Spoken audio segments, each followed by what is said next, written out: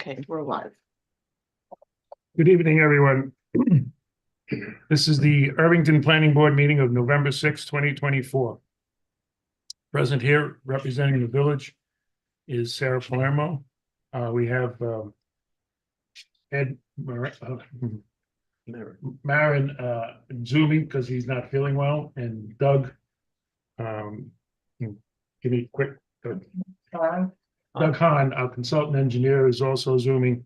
Marianne Stessich is here. She's the village attorney. Lori Davidowitz is going to be a little late, maybe around 8. There's Dan McGillicuddy. I'm Caesar Manfredi, the chairman. Is Mike. Mike Smith is on the board, and Mike Bufuco. Just a reminder, we're looking at the anybody who plans way ahead. The January meeting is going to be January 8th. January 1st is the first Wednesday, but it's a holiday week. We're going to do minutes for September 4th because we didn't do them last month. Everybody okay with the minutes, Marianne? I reviewed it and I corrected. Anybody here?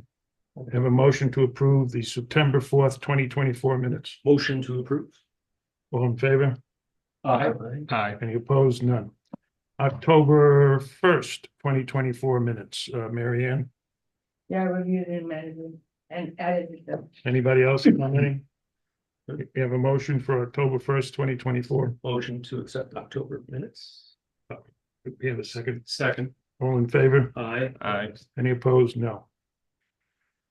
Okay, moving right along. I'll give you the lineup for tonight. That would be 31 Maple Street, number 1.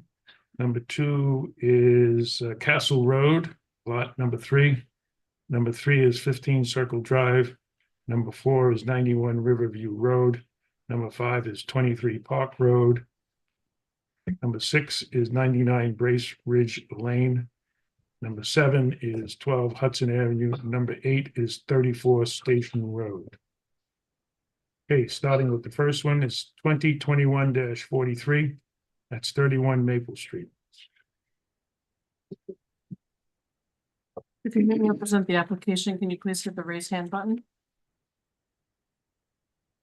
Is Greg Shaw?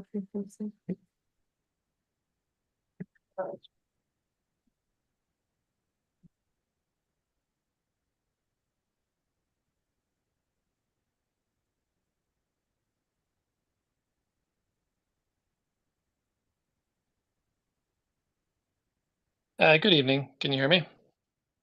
Yes, we don't see you. Yeah, camera's not working. This is Justin Lukash. I'm the owner of 31 Maple Street. I don't think we need the camera, so you're lucky. Go ahead. Yeah, so last time we presented, we were directed to go to the ZBA to get variance, and we had a few things to clean up from feedback from Hahn Engineering. So I'll show you the letters that I submitted. That's okay. Okay, so we have the variance that we submitted as part of our package, and we received a letter from Hahn Engineering stating that the application has satisfactorily addressed the comments from our previous memorandum. And then there was a comment at the end of the meeting from the board. We, as part of the changes, we had removed some plantings, so they just asked if we had plans to replace them. And we've done a lot of gardening. We removed a fair amount of non-local plants and added a bunch of perennials. There's a shade garden around the periphery of the backyard that's planned, and the front yard has been significantly transformed into native perennials and flowers and shrubs and things. Okay, thank you. Anybody have any comments on this? I have no comments. Mike Smith? No. Mike Bufuco? No comments. Anything from the public? Sarah? Nobody's raising their hand to speak, and there are no comments in the chat. And Doug and Ed, you're okay with the engineering parts? Yes. Yes. Okay, Mary Ann, do you have a Yeah. resolution prepared? Whereas in January 2022, Sylvia and Justin Lukach, the applicants, received site development plan approval to construct an addition at the rear of their house and to install a patio and stormwater mitigation system at 31 Maple Street. And whereas in August 2024, applicants requested revised site development plan approval for an additional 40 square feet of patio that was already constructed. Whereas the additional coverage required a variance, which the zoning board of appeals granted on September 24th, 2024. On engineering reviewed the plans and then memoranda dated August 2nd and September 3rd listed several items which were addressed in subsequent submissions. Whereas the planning board held a public hearing on the application on August 7th, September 3rd, and tonight. And it's type 2 action under secret, therefore requires no environmental review. Now therefore be it resolved that the planning board grants the application for revised site development plan approval of the improvements reflected in the drawings entitled the Lukach Residence prepared by Gregory Sharp Architect, and then the drawings are specified, and there's no conditions. Okay, thank you, Mary Ann. Any questions on the resolution? No questions. We have a motion to approve as read. Motion to approve as read. Second. All in favor? Aye. Aye. Any opposed? No, none opposed. Okay, we're all set to go. Thank you very much. I appreciate your time, and may all of your other submissions tonight move just as quickly. Well, I hope so, but maybe not. Thank you very much. Have a good evening. All right, number 2. That would be 2024-27. It's Castle Road, lot number 3. Just before we go to that one, did you make an announcement about 76 North Broadway? No, I did not. Thank you. Good Oh, call. thank Doug. Send me a message. What was number 9 on the schedule, 76 North Broadway, had the applicant asked for an adjournment, and they will not be appearing. So if you're waiting for number 9, 76 North Broadway, the Maxim property, it's not happening tonight. So have a good evening and save your questions for next time. We had several letters which have been distributed, and we're not going to go over them tonight because the applicant is not here. Okay, thank you. Thank you, Sarah. And Doug. Where was I? Oh, number 2, 2024-27 Castle Road, lot number 3.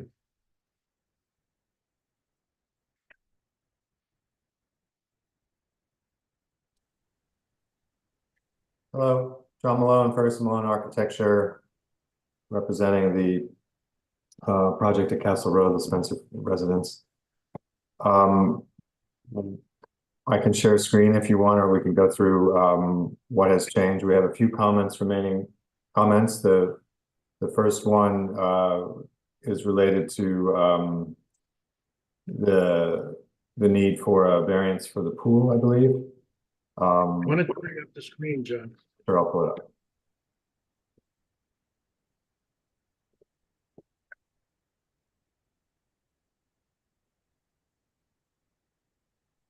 So what we received in the notes yesterday, the issue of the pool requiring a variance for not being in the rear of the building. You guys should let us know, we're happy to go grab that variance as if that's something that you want us to do. The next item is we are moving forward with both the easement and You have your letter up there. We'd like to see the site plan. okay.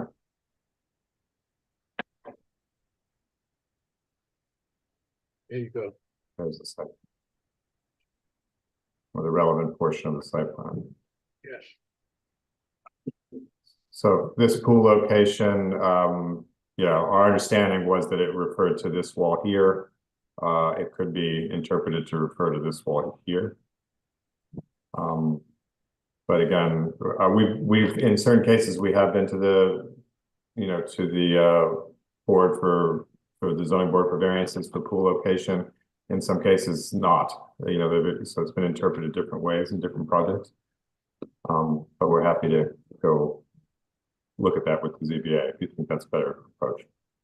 Let's stay on the pool because that's gonna be the critical aspect of this. Now, previously, you were not gonna, we felt that the pool was a little close to the conservation easement. And you had a reason for not moving it for, I think, north. Because you didn't want to exceed what you thought was the back of the house in that little niche there. And then we informed you that, well, you didn't want to do that because you didn't want to go for a variance, which was understandable. But you need a variance where it is now because the back of the house is the back of the house. So I see you have not moved the pool north, so the reason of not wanting to get a variance, which you already need, has been removed as to why you're not moving the house north. So why aren't you moving the pool north? So there's another reason to keep the pool in the location it is, and it has to do with the health of these two trees here. So this is a large linden, and then this is a large oak, and we're really doing our best to keep those trees.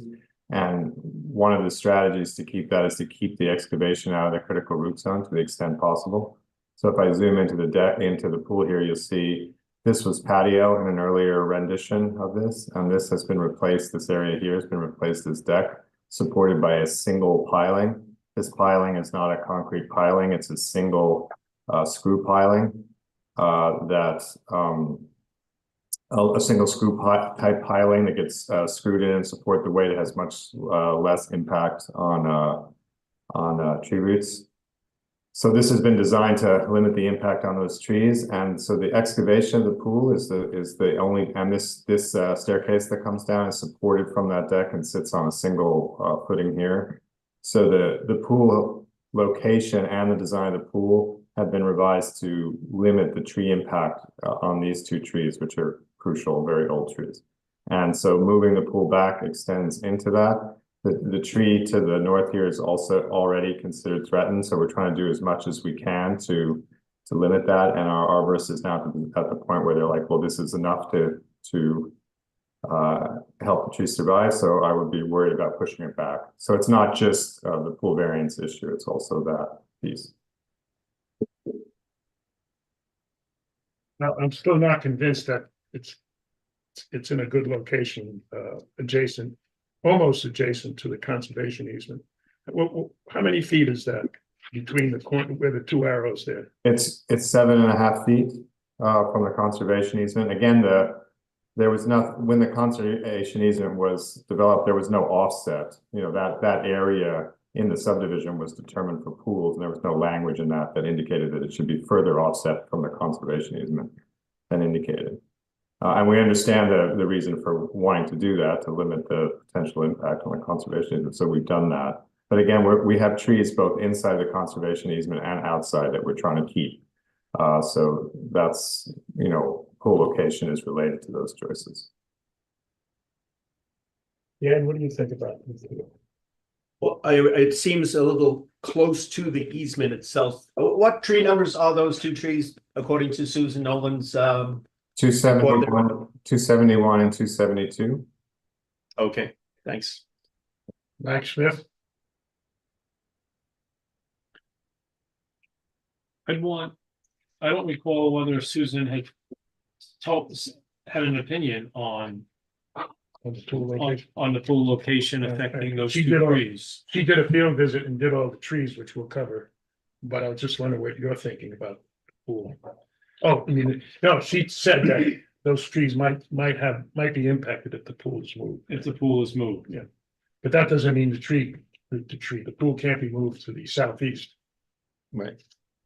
But what we haven't explored with her are if it was moved north, how to protect those two trees a little bit better. That's something that we haven't discussed with her. Mike, Luco? I had the same questions as Mike, what Susan could suggest, their options or. Well, it's hard to visualize what it is on a piece of paper, and we're all concerned with the conservation easement. And I spoke with Lori about it. And she would like a field visit and I agreed. So John, we'll need a field visit and you'll need to delineate the edge of the conservation easement and stake out where the pool is. So when we go and look, The pool is in an area that may be difficult to do that, or for you guys to access. It's a very steep slope. if you put bright yellow tape, we'll be able to see it. Okay, Mary Ann, it'll be a public meeting, so is there any notice requirements or to have a field visit? You can go and you just can't discuss business or what you're gonna do or anything like. I think, If you wanna just look, but you can't say. Can't discuss business.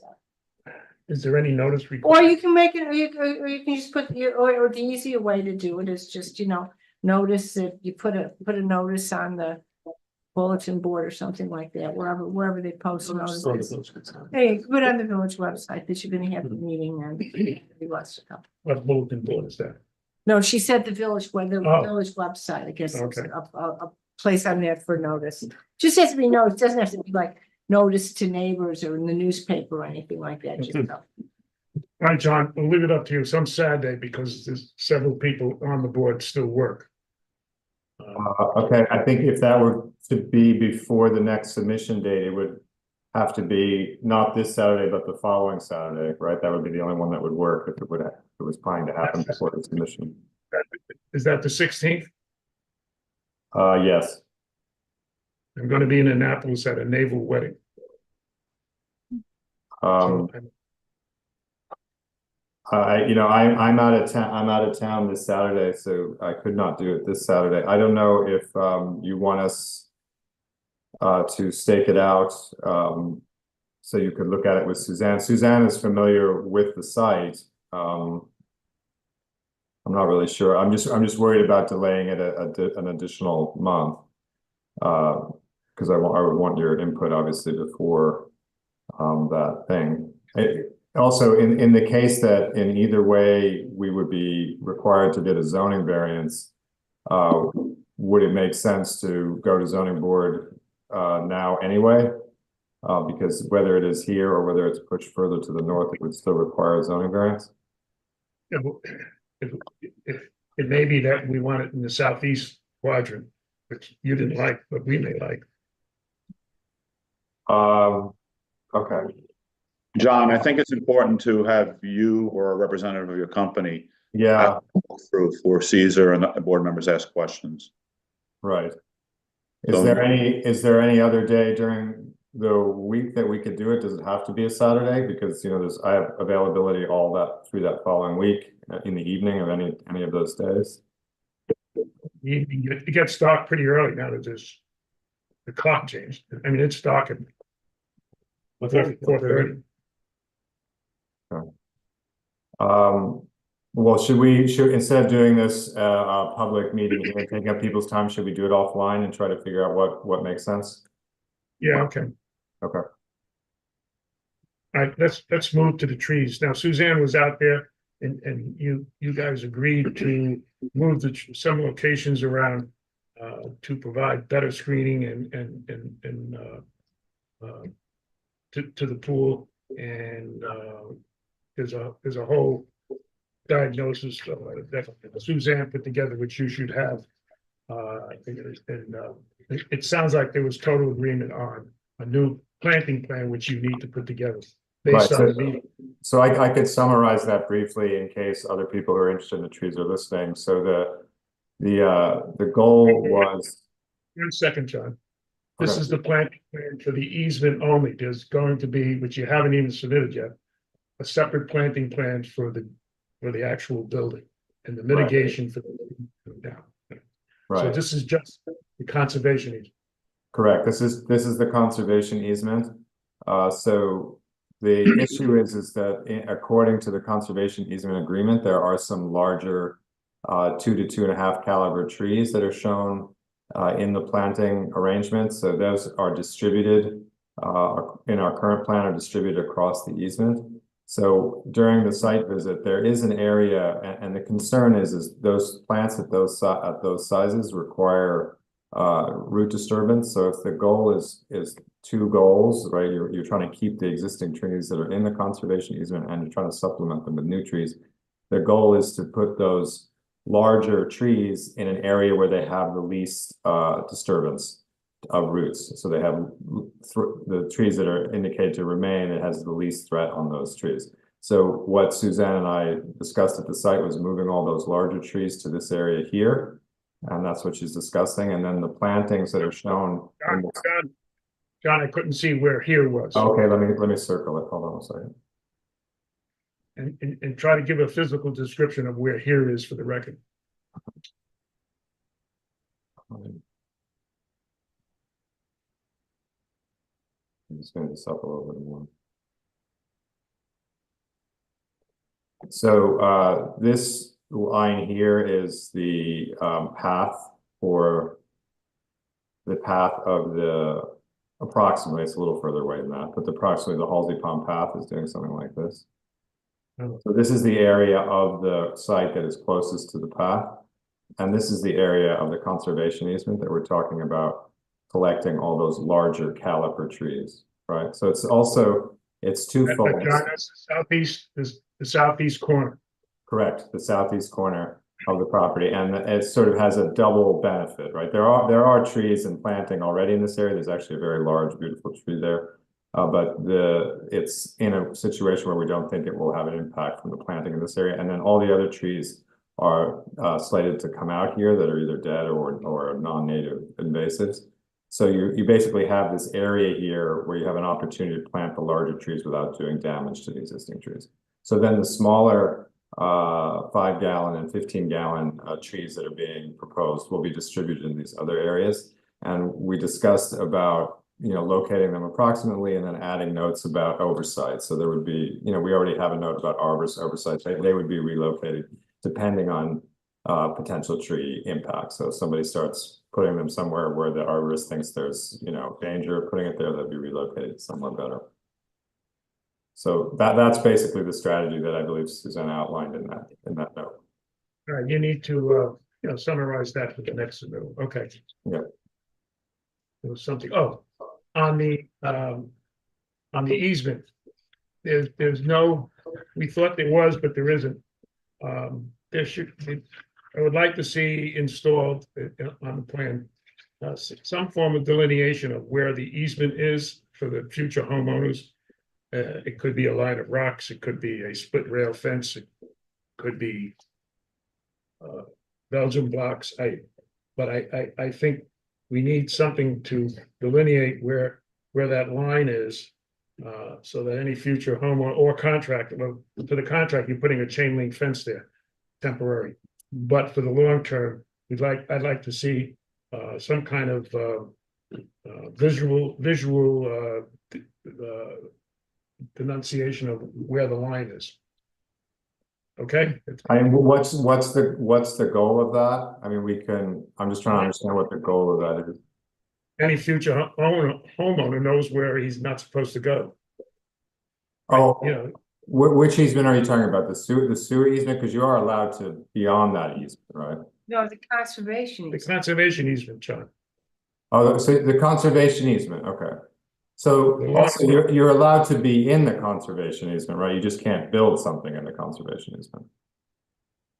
You're not, it's not an excluded easement. That's something that you can't access according to the agreement. It's just a conservation easement that's a planting buffer. It's not something that you're not supposed to be in. That may be true, but I'd like to see some delineation of where it is so that there's not a reclamation project by some future homeowner, or at least less of a chance. So what we could do is, I'll talk to the owner about that. I think there's a way that you could do it by setting a fence post or setting a clear indication on our goal, actually, just so everyone knows, is that one of the reasons we're waiting on the planting plan for the rest of the site is we're trying to make this whole site feel like the conservation easement. So we're doing a very naturalistic approach to the planting. The plantings that are in that area are going to extend out. Yeah, I know. John, it just could be rocks, boulders on the ground. I mean, it doesn't. And Okay, God knows, you got a lot of It's not rocks trying up to be there. a he's not suggesting a barrier, just a demarcation. okay.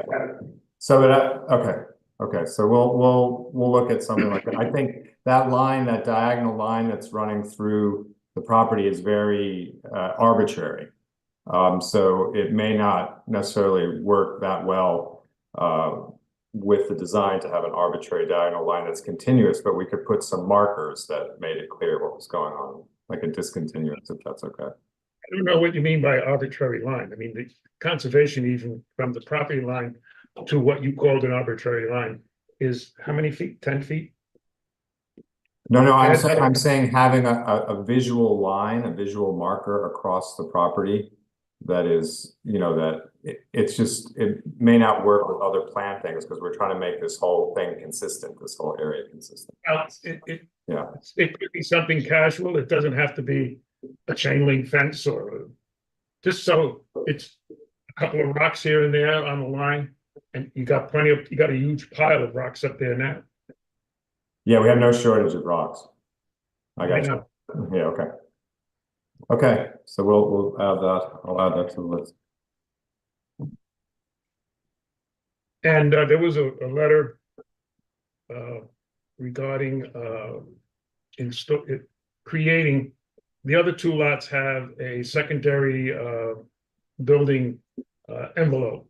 This lot doesn't because when the original subdivision was approved, this lot was further enough away that it was considered overkill or for whatever reason, we felt it wasn't necessary because of the location. And my opinion is I hate to change the rules it's not fair to change the rules in the middle of the game. So I'm not inclined to do that. I don't know what the rest of the board stand. The question is, Creating a secondary building envelope like the other two lots that this lot doesn't have. Which, you know, which would preclude doing any activity outside the secondary building lot.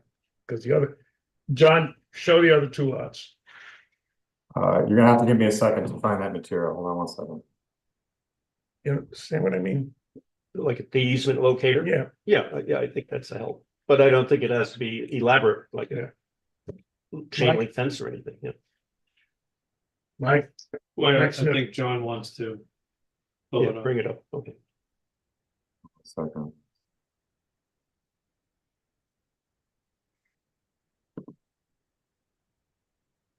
Okay, found it. Hold on one sec.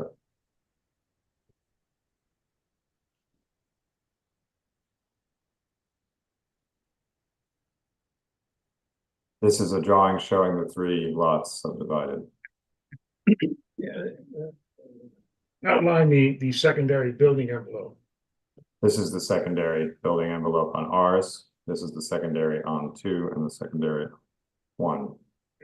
I think what you may be talking about is the space between the conservation easement and the secondary building area. Correct. That's what I'm talking about. Yeah. And lot 3 doesn't have that space and was suggested by a letter writer, Chet Kerr, to create that empty space between the easement and the secondary envelope, which wasn't done initially because lot number 3 was further away than the other 2 lots. And my thought is changing the rules of the game in the middle of the game is something I'd rather not do. We can deal with it, and we're dealing with it with the pool location now. So Dan, you see what I mean now? I do, yeah, so I would say there is a need for it, There is or not? there is. I mean, I think I would just jump in to say, you know, the owners bought this property based on this subdivision requirement, right? I know, that's why I'm saying changing the rules of the game to create something that wasn't there initially is in my opinion. Mike Smith, We didn't do it before, I wouldn't do it now. Mike Bufuco. I feel the same way. Okay, we're not gonna do it. Okay. I don't know, anything else, Dan? Any questions on this? No questions. Mike Smith, any? Nothing for him. Mike Bufuco? Nothing for me. John, do you have anything? You know what you need to do? You need to do the trees. we need to create a visit and come up with some kind of delineation of the line, so for future idea of where the line is. Okay, and just in terms of what you would need in place for the visit, you want the pool relative to the conservation buffer, or the pool relative to trees, or what's the focus of that? You just want to, you guys haven't been to the site, and you want to see it for yourselves. Is that kind of what we need with the position?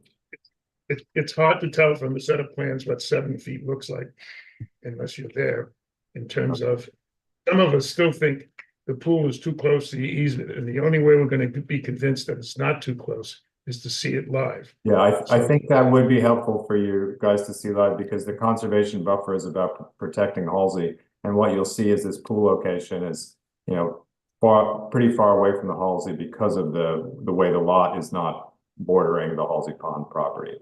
So we can look at it on site, and that may make that clear.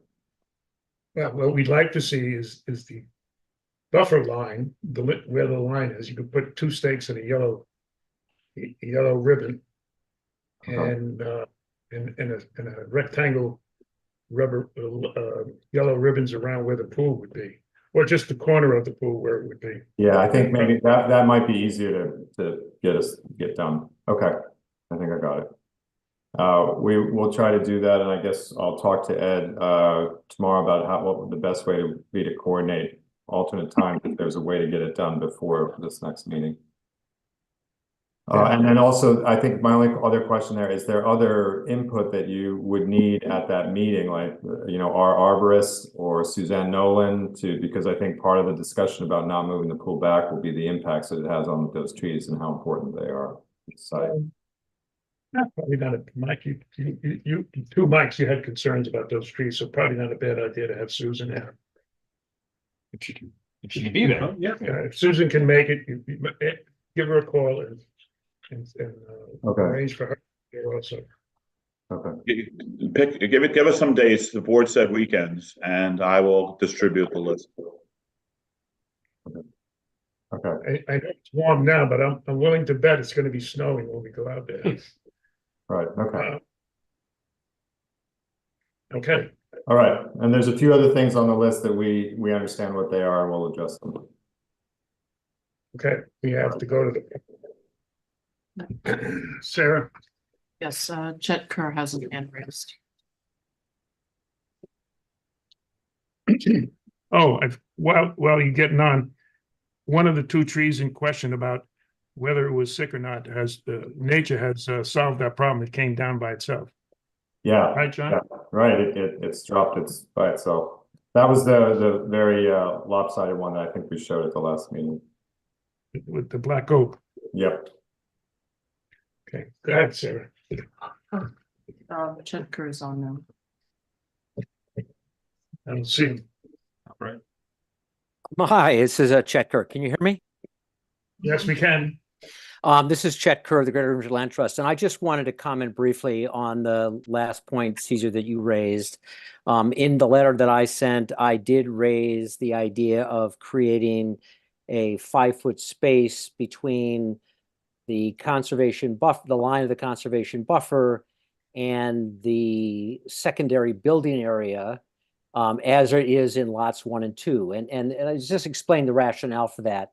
In the original resolution that you guys enacted back in 2022, where you set the primary and secondary building areas on all 3 lots, you indicated that when you got to final site development, you could adjust those if necessary. And in fact, you have now done that. You have suggested, and I think John's and the owner's done a very good job of moving or proposing to move where the sewer easement is. And that in turn, I believe, allows the primary building area to move slightly north, and therefore, increase. Well, I'm not sure about increasing the size or not, but having now moved the primary building area, and therefore either the secondary building area then gets bigger or the primary one gets bigger. And my only suggestion is that given that reality, given those adjustments that you have now suggested and that the owner has done, which is great, that it allows an opportunity to create essentially a no build area between the secondary building lot and the conservation easement, just as further protection for the conservation easement, just as what was done in lots 1 and 2. And if you look at the plans, I believe, because even if the pool stays where it is, it's 7.5 feet away. And if you look at the image of the pool, because of the slope there, there's no area around it that can be built. I don't believe it affects the owner in terms of building. And the difference is just that if the secondary building area is moved, what we suggested, 5 feet away from the conservation easement, there's no secondary or no accessory buildings that the owner is planning to put in there. It then ensures that future owners as well don't come back and try to do what the board has been very concerned about, and that is building something just next to abutting the conservation easement. So that was my rationale. I understand the board doesn't want to do that. That's fine, but that's why I think it could and should make sense here. Thank you. John, I recall you may have moved the house north, but to accommodate more space between the pool and the easement. When you did that, or if you did that necessitate making the primary building envelope bigger? There's a slight overhang into the outside the primary building envelope. We don't have that on the drawings, but it effectively did what Chet is asking for. You know, you basically move the building back and the pool went 7.5 feet away from the conservation easement, which is larger than the 5 foot that is shown in the other property. Yeah, Chet, if I recollect, that was suggested by the attorney for the applicant. In case, and in fact, it has happened, in case site circumstances came up that would be less restrictive and could adjust. We didn't want to get tied in with a line, an arbitrary line in this case, and if we were obstinate about we would not have been able to move the house to accommodate the pool being further away from the easement.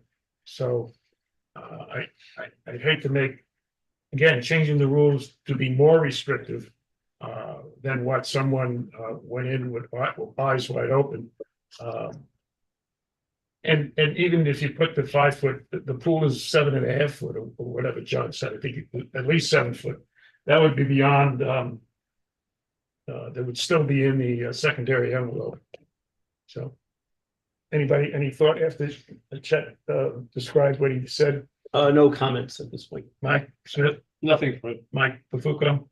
Nothing for me. All right, thank you, Chet. Thank you. And you had a lot of comments about trees. I think that's all been taken care of by Suzanne's site visit and John's accommodation. Well, I don't know. I look forward to seeing if Suzanne and John have come up with a new plan. I'd love to see it.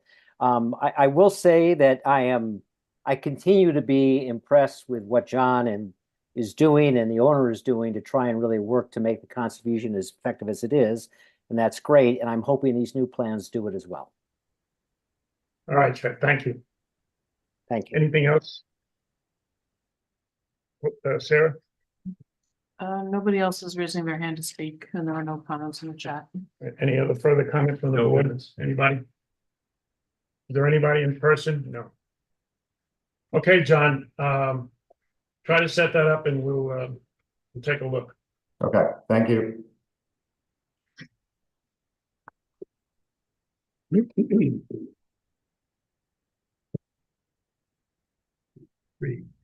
2024-23, that's 15 Circle Drive.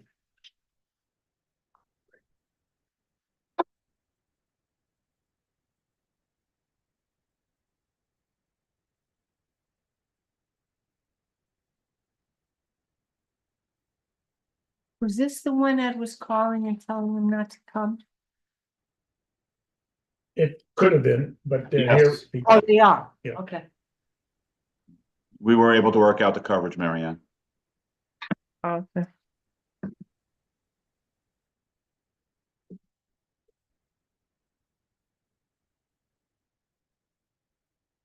Sergio, Yes, with us? yes, I am. Quite a few restaurants named Sergio. Yeah, none of them are mine, unfortunately. Okay, so, share screen.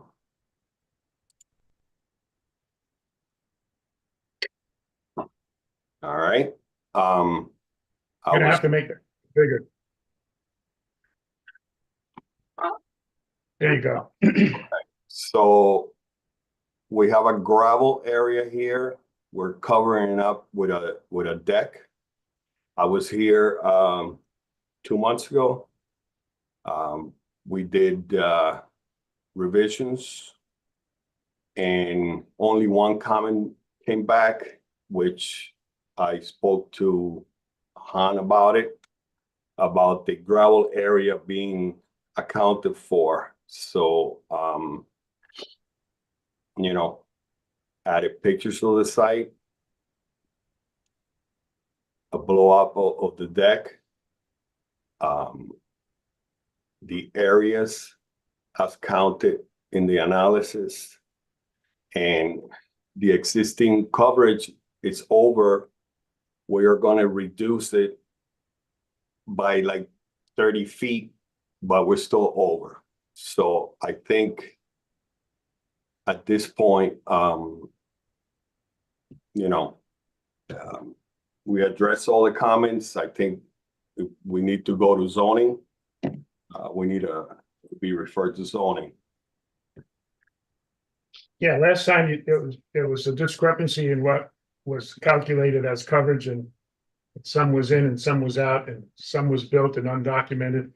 But I believe you got that all straightened out. Ed, is that all squared away? We're all set with the coverage, Caesar. So everything is accurate and ready. Right, they're ready for ZBA. Any comment from the board to send this to the ZBA for the coverage variance? Okay with the ZBA? Dan, Okay, yeah, I agree. Mike Smith, Okay with me. Mike B. Any comment, Sarah? Nobody's raising their hand to speak and there are no comments in the chat. Okay, you can go to the ZBA, get your variance if they grant it. Okay, thank you. Thank you.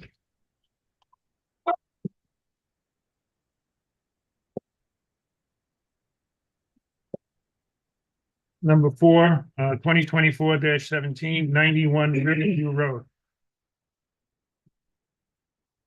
Good evening to the board, good evening to village staff. My name is Mark Blanchard. I'm the attorney for the applicant. The firm is Blanchard and Wilson LLP, 235 Main Street. I'm sorry, old address, new address, 235 Amerenik Avenue, Suite 401, White Plains. Same number, different street. Throws me off every time still. Look, we are here based on the last meeting. We had worked with the village engineer, Mr. Marin. We had a new memo issued from Han Engineering dated November 4th. There are 5 action items on the memo. 4 of them require your village zoning board to review and opine on. One of them, the 5th one, is a sump issue that Mr. Barbuti is working out with your village engineer. That probably would come at a later time anyway.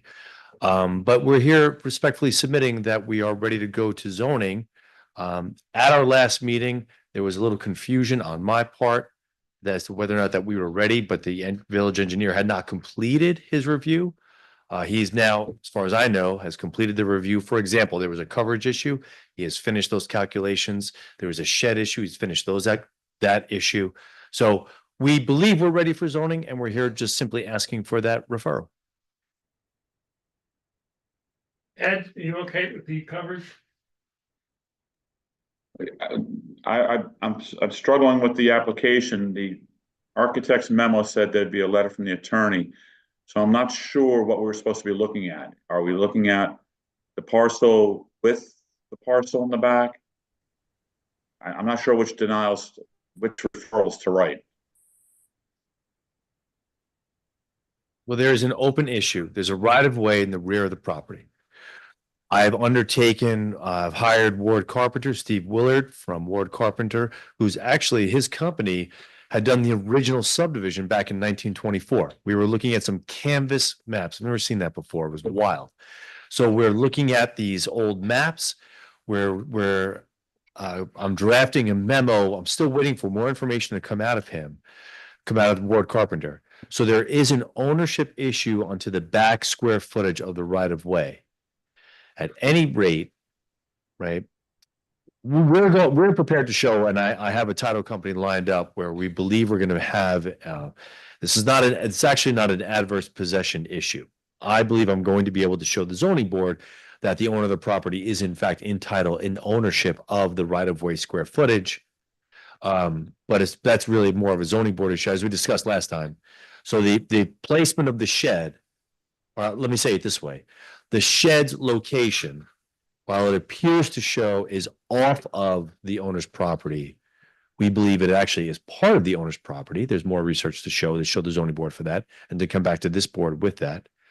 But in terms of, to answer Mr. Marin's question, I don't know how the shed issue precludes a review at the zoning board. Right now, you have a coverage calculation based on what you know to be the existing yard. And we're moving forward with that. We believe we can adjust that. If we are able to adjust that calculation, that's premature right now. We have to come back to the engineer and show him that we have additional square footage to add. What I mean by that is we would be able to show that we are in ownership of that property and that we would have that additional square footage that we could use to our advantage. But right now, we're prepared to go to zoning under the existing coverage calculation. The existing coverage calculation is, we're going to assume that you don't own that. And Sure. there is. Right, I think you have to right now. I'm sorry to interrupt you. Yeah, there's the steps that lead to that shed that are on your property now. Correct. Now, Ed, did they include, or I should ask you, your engineer is not here, Ed, did they include those steps in the current coverage? Yes, but it's not just coverage, Caesar, it's setbacks. Yeah. Is the shed and the rear, the stairs are in the rear yard setback. But if the additional property is there, then the whole, not just the stairs, but the whole shed is in the rear yard setback. And the coverage calculations change actually to their benefit. Not having that letter submitted, not having a memo to work off of, I don't know how to write a referral letter to the zoning board. I don't know what to put down for the setbacks and the coverage. What percentages are we dealing with? And Mary Ann, we had a long discussion on that property that we feel is not part of this property. Where the shed Well, we is. don't know, but. But the lawyer here and yourself discussed, if we ever got to a resolution, there could be wording that prevents someone in the future from our approval, lending credibility to the ownership of something that they don't own. Correct. I think that could be done. Okay. But what's not clear, and we've been waiting, because based on the, I think it was the engineer's letter. Or was it, anyway, or the architect's letter, that we were waiting for a letter from the attorney explaining, what the position was gonna be. I'm a little confused as why you think the zoning board would make a determination as to the ownership. They're not making a determination based on ownership. Okay, I thought you okay, said- let me tell you what would be, it sounded to me like that. Yeah, what I meant was, if we're showing ownership, that gets baked into the zoning board process, not the zoning board's jurisdiction, just as much as it isn't this board's jurisdiction Right. to decide on ownership of private property. If I suggested that, I misspoke. I think it would be easier, and Ed, correct me if I'm wrong. If you were saying what our application is assuming we don't own that. So what we need we don't own the piece in the back. Correct. So what we need is a rear yard variance for the steps, which are within there. Yes. The coverage variance, which you say was calculated on the area, not including that, am I right? Correct, If you go to right. the zoning board like that, then does that work, Ed? So I'm struggling. Are we my fear is we're hiding from the zoning board of appeals the right application. If they say they are going to have that soon, we should wait to have that. I think if they go to the ZBA, get the approval for their variances as a smaller lot, only to find out then that there is a additional lot and an additional structure that needs to be documented, which is not documented at this time, then what's the process to document that part? We're like hiding something from the zoning board of appeals. I think I understand what Mr. Marin is saying. I think I have a compromise. I understand what you're saying in terms of the transparency of the application, and I see a pitfall there, right? I don't want to do that. I don't want to come to get an approval or get a denial. I don't want to get a final decision from the zoning board only to find out that the application turns out to be inaccurate based upon this new information. So I get that. But what I would like to do is kind of get out of, not get out of, but to have the referral with maybe the condition or the caveat that our zoning board application has to include my analysis on the back lot. We're either asking for a shed that's off our property, or I can show that the shed is on our property, but it just invokes a rear yard setback. If I can have the referral, it's just a referral to the zoning board with the obligation for us to include clarification on the back lot. That's all. Because then it allows us. I don't think anything is time is saved by that, because if I'm right, at the way it usually works, the denial letters for the next zoning board, you have to go out within the next couple of days, right? Well, there's time saved coming back to this board. Well, Ed, Mary Ann asked the question. Yeah, no, I was interrupted, so I stopped. I apologize. It seems very problematic that we're. Okay, no, if I could finish, my point was, the letters go out soon, right? Your denial letters go out within the next few days. Am I right? The deadline is Tuesday, Mary Ann. So I have to get, yeah. It's very unlikely that that's gonna be resolved by, Monday. He's gotta do the letters. I need the additional information. I know. So So you wouldn't be on the agenda for the November zoning board meeting anyway. The next one you would be on would be December, and then you may as well get everything I don't clear think they here. meet in December. There is no. There's no December meeting. Well, then they're December. January meeting. They're not. And then just come back to this board next meeting with the full story. You'll know exactly what you're Where are they gonna get the sending next- over. They're not, my point is, he's not losing any time. You're not losing any time before. Does this board meet in December? Yeah. Does this board meet in December? Yes. Yes. So if you come back in here December and you've settled on exactly what it is you're asking for, then it's easy. The only, I talked to Mary Ann about this and the village manager, that if you're looking for a village attorney, the trustees. Not looking for that. The only place that's possible for No one's looking for an interpretation from the village. This is a private property issue. it appeared you were. No, last time I was trying to clarify, the village had indicated that they thought they might own the right of way. And I was just clarifying that they didn't. That our title research showed the village didn't own it. I think you were looking for the planning board to agree with you. We had a long conversation about that. Mhm. And it was my point of view that not the function of the planning board to determine if the village owns something. Can I make a suggestion? That's Caesar? fine. It's just that was the question sent to us. Yeah, that was a few months ago. Caesar, can I speak for a second? Yes. Why don't they get their application completed as discussed in the architect's memo? That bringing all this to light so that submit it early with the numbers that they're talking about, so that we have a little bit more time than the 2 weeks to work on it. I mean, that's. You mean You know, both numbers, Ed? Both Yeah, of them? both numbers Included and or out? the logic of why they're doing it, so Mary Ann can work on that as well. We can do that.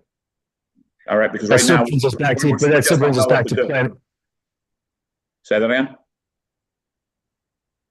I mean, We I don't just- mind doing that. Then that brings us back here in December to the planning board. Yeah. Yeah, but I don't want to, I don't want to have the same conversation in December. We don't know what you want. So Ed, can I speak? Sure. Dave Barbuti, architect. I'm at another meeting, so I'm on my phone. I apologize for not being there. So Ed, if what you're saying is I've got the lot coverages that require a variance for what we have presently. You want me to do additional calculations based on the additional lot area? So you have two sets of calculations? So your attorney made a presentation that we didn't understand completely in your submission because you referenced a letter that you didn't submit. So what he mentioned was he believes you may own it. You may be able to prove it in the next month or two. And I'm afraid to send you to the ZBA with I'm not sure this is right. We all agree that we want to be transparent to the ZBA. So why don't you get the documents ready so that if it becomes evident that the property is owned by the applicant, then you're all set to go in January. And you've got all of December to work on, November, December to work on it. Right. And then in that case, if it is our property, then I may not even need a variance for that. Oh, you need variances for now you need a variance for the shed and the rear yard setback, not only the stairs. Okay. But it wouldn't be covered The most may go likely. away. The coverage may go away. Right. The setback issue is noted on the November 4th memo. Dave, that lot, it runs east and west up along the roadway. Would your calculations include that entire lot or just behind? I think that's what the attorney has to work on. Yeah, that's what their title company's working on, Right. their survey. Do you understand what Doug just said? Yes, yeah. I know, I can picture the right of way behind us. Yes. Doesn't have property lines extending. So it's, We can show the property line where it would be. right, We can show you it meets and bounds. okay, I think this is really a minor. Well, it's major, but it's not the main gist of it. I see that in the current application, you're still looking for 4 garage bays. That's correct. The 4 bays perpendicular to the road. Yes. And I don't agree with it. The zoning allows for 2 garage bays. I rode around the neighborhood, as I expressed last time. I saw at least 5 3-bay garages on houses. I was up in the Legends the other day for another reason, and just about every house up there has 3 bays. So 3 bays is, even though it's more than the 2 in the zoning, it's not something that we could live with that and still be part of the neighborhood and as well as the village. Let me pull the board here. Dan? Well, yeah, again, I think that it is sort of out of character with the existing neighborhood. Mike Smith? I agree with Dan, and we had in the last year, I think, had turned down an application for 4 days, off of Osceola, I think it was. Field Terrace. Field Terrace. Mike B? I agree with everyone. So if you go to the zoning board, we would send a recommendation that we don't agree with the 4 bays. One of the duties of our board, forget the exact words, I know they use characteristic of the neighborhood. Harmonious, doesn't harmoniously fit. Well, charges to make sure things harmoniously fit in the neighborhood. And the 4 bays just doesn't do it. So that's gonna be a problem. I don't know, why can't you do 3 bays and a larger square foot that you can use inside? So you still have the square footage of 4 bays, but use only 3 and then. Well, the code's actually silent to the number of bays. It just says in this R120 zone, or whatever the zone is, I think I just misquoted it, the RF. It says there, in this zone, and there's one other zone, you can't garage more than 2 cars. You're the one at 20, yeah. Right, we're the 20, and then I think in the 30, It just has this odd note in the at the last sentence, you can't garage more than 2 cars. Doesn't actually speak specifically to bays, but it is what it is. Look, we disagree. We think the design is great. Sort of loses yourself optically as you look in perpendicular from the road. I understand you said that last time that you were going to send a negative recommendation to the zoning board. You know, that'd be part of our record. Not you, the board. You indicated the board would be sent. Referral to the board. Sure. As You have we the power under the code to send it, yeah. We offer our comments and Yep. that would be our comment, that we don't feel harmoniously fits in with the neighborhood. We understand. I mean, that happens a lot. I mean, we want to, you have a record, we'll build a record, we'll see if we can convince them otherwise. We say, you know, it's because we disagree, we don't have to be disagreeable. I'm not trying to be disagreeable. I think that, look, Mr. Barbudi's done a great job with the design.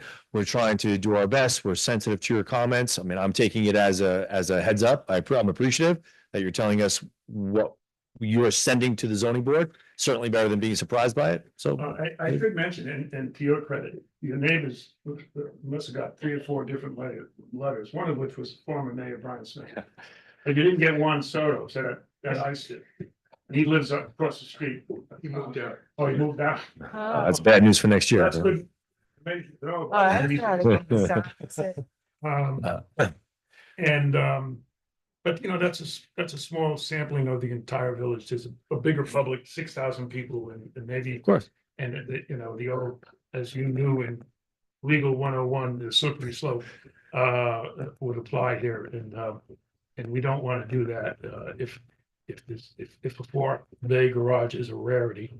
And as Mr. Adler pointed out the last time, there is one building on Palliser, one Palliser that has 5 bays. 2 are in the house and 3 are in a freestanding building that was approved in 1985, prior to the zoning changes that exist now, and prior to the need for that kind of building to go to the planning board. So that was a precondition of maybe, it may very well be why the new zoning doesn't allow that. I don't know. Maybe. It's helpful though. Appreciate it. So I thought for sure you were going to mention that, so I figured I'd mention it for you. Because that was the 5-bay as an example of somebody. Of course. Yeah. It's character of the neighborhood, right? So we mentioned the 3 bays and the 5-bay. You know, that would be a perfect example of a slippery slope. That guy has 5, you know. Okay. Appreciate it. Thank you. Unless there's anything else I need to be. All right, I'm gonna ask, see if anything Nothing further.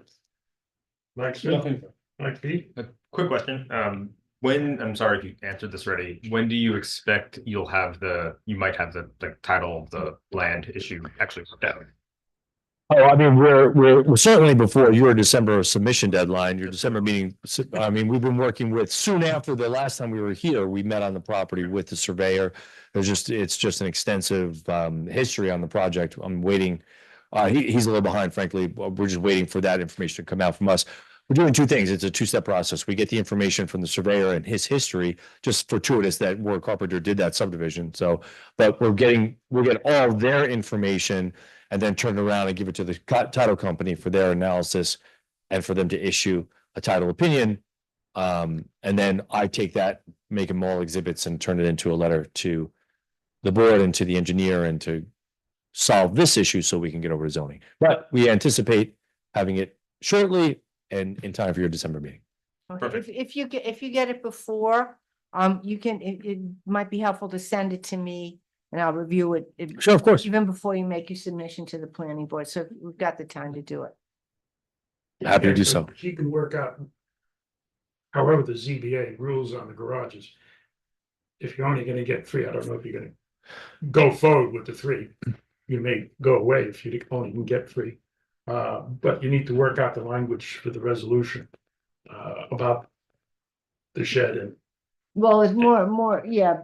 Yep. But even before we get to that, we Yeah. need to work out whether if they in fact own that entire parcel, including the piece in the back, then you won't have to have that language in the resolution that says we're not making any judgment about that, so. One more thing, Sarah, anybody in public? Nobody's raising their hand to speak and there are no comments in the chat. Okay. Anybody else on the board? Anything? Nothing. Anything else? You have any questions? For me? It's pretty clear so far, so Okay, thank you very much. thank you. Move along. Thank you. Thank you, David. Thank you.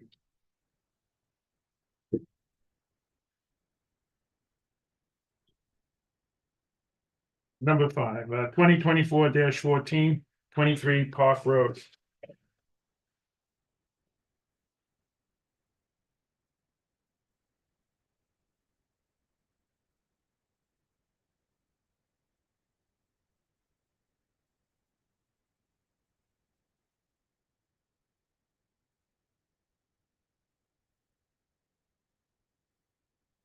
Hi there. You're ready for us? Yes, we are. Okay, great. wonderful. We are here, returning to, hopefully get a referral to the Zoning Board of Appeals, for the removal of a deck and the creation of a new patio area, which will reduce the impervious surface, but still it will be beyond the, allowable. And that is why we need to go to get a variance. I'll share my screen to let you know what I am talking about. This is the property. It is, if you recall, there was an issue that the property when you don't have it up on the screen. oh, why not? Oh, sure, that's fine. How about now? There you go. You're seeing it? Okay, good. So the property, when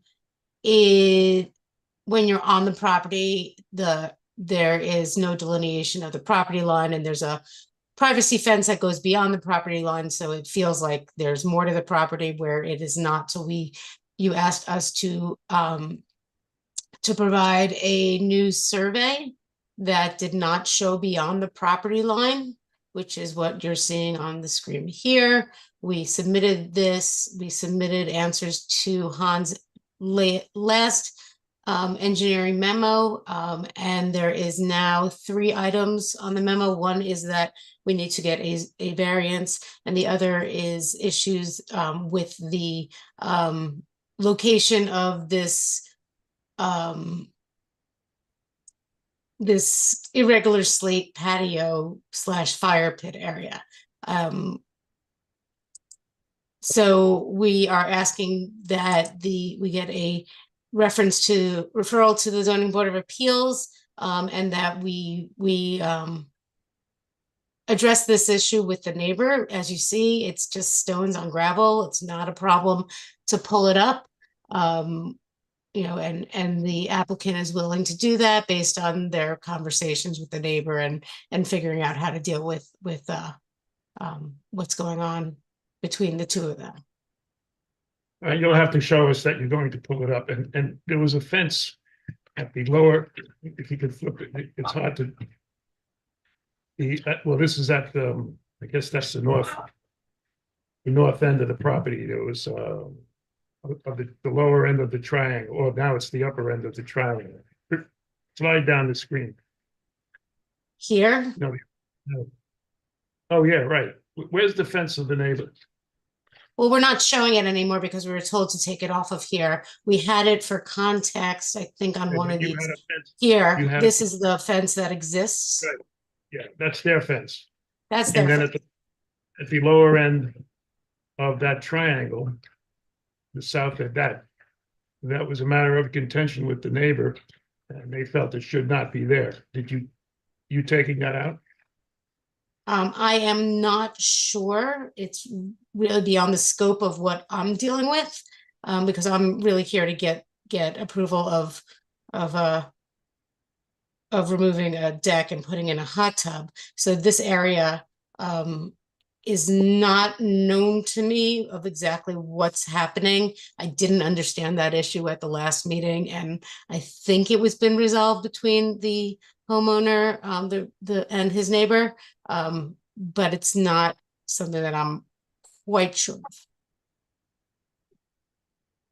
Mary Ann? Well, I don't, what's down there in the triangle that Caesar's talking about, there's no structures there, right? Are there? No, there are rock outcroppings and there's water Yeah. drainage and there's plant. Mary Ann, it's a garden feature. It's got a rock garden that was placed Okay, there. but they're not getting site plan approval for that, so that's not, No. am I right? But- Yeah, and it's but- not even on their site, so it's really on the neighbor's site. It's nothing that You they're can't asking both- for approval on. Please, you can't both talk at the same time. It doesn't record well in the minutes. But- Mary Ann, go ahead. Yeah, but Susan, the stone patio that you're talking about and the fire pit, I believe are getting legalized by this application, am I right? They're undocumented and this application includes legalizing them. Is that right, Ed? That's correct. Okay. Because it's on the drawings, is that what you're saying? No, because it's not. Susan, you've got to stop and listen, okay? If your document, it's undocumented, so the legalization of that is part of this application. The board can't approve the stone patio on somebody else's property.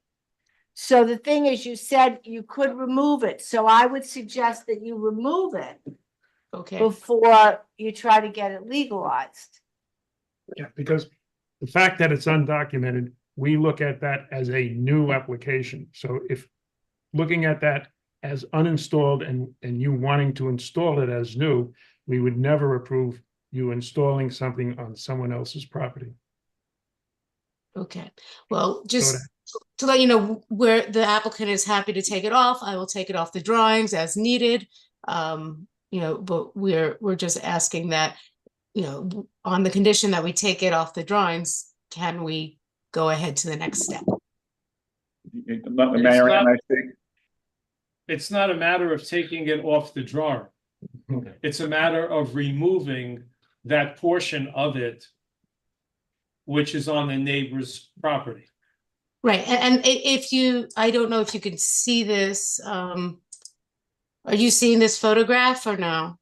Yep. Yes. Yeah, Okay, literally, they could go and pick up these stones and just move them off. They're fine, they'll do that. Okay, do that. I mean, Mike, it's just, I could do it. That would be a condition of the approval, right, that what's approved is what's drawn there, so. okay. So the condition of the approval would be that they would remove those stones. That it would be as it appears in the drawing. Right, That's what's okay. approved. All right, I understand that patio, after you remove the encroachment, still needs a variance for being within 3 feet of the property line. Yes. So I guess we would want to go for that variance since we'll be in front of the zoning board of appeals anyway, and I will discuss it with the applicant whether they want to keep that there or not, and whether they even want to go for that variance. I think right now we want to go for that variance. Ed, do you have any problem with them going to the ZBA, coming back with? The plan is not ready to go to ZBA. They only submitted a survey. They needed to Oh. supply a site plan that shows the removal of the encroachment and a setback line for the patio. It has to document that they have to legalize the existing fire pit patio. It just can't say existing flagstone patio. It needs to be put on proposed, not on existing coverage. Okay, do we have to wait for the next planning board meeting again to get this all done, or can we do exactly what you're saying and go ahead? You need to do what he said before you can go to the ZBA. Okay, You need to come back to this board with the submission, You need a site plan. with a site plan that shows accurately what's going on there, what you propose to do. okay.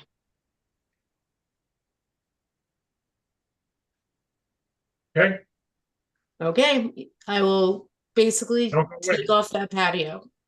don't And go it- away. See if any comments. You're not Yeah. taking it off, you're noting to remove it on the plan as part of your plan. You're not just eliminating it and making it go away. Okay. If your intention is to leave the patio or a portion of the patio that's on your property, you need to note that properly in your application, on your site plan. Okay? Okay, I think I have it. Give me a call in the If morning. you have any, Yep, I will do if you that. have any, if you have any questions, you can call Ed Marin. Okay, I'll talk to you tomorrow morning. No, don't go away. There may be comments. Let the record show Lori Davidowitz showed up, 8:10. Any comments on No this? comment. No Yeah. comments. Thank you. Mike Smith? Whose rock garden is it? Your neighbors. If you look at this, if you're curious, No, Basically- not that down at the southwest corner. down of the over rock- here. It's down here. Oh, okay. You see, that's the- when you walk onto the site, it doesn't feel as if there's a property line there. We now know there is a property line there. The rock garden has been there well before this applicant has moved in. The neighbor's fence is on the upper right-hand corner of that picture, Yes, and it's not on there, it's not on the property line, it's set back a couple of feet. it's set back a significant amount from the property line. That's what's making this very confusing. Yeah. You know, it's sad that this applicant is really spending a lot of time and trying to do the right thing. But it's just the awkwardness of property lines that's going on here. It really is nothing more than that. You're correct. Unfortunately, Mike B. Can you bring up the new survey real quick, please? Yep, here it is.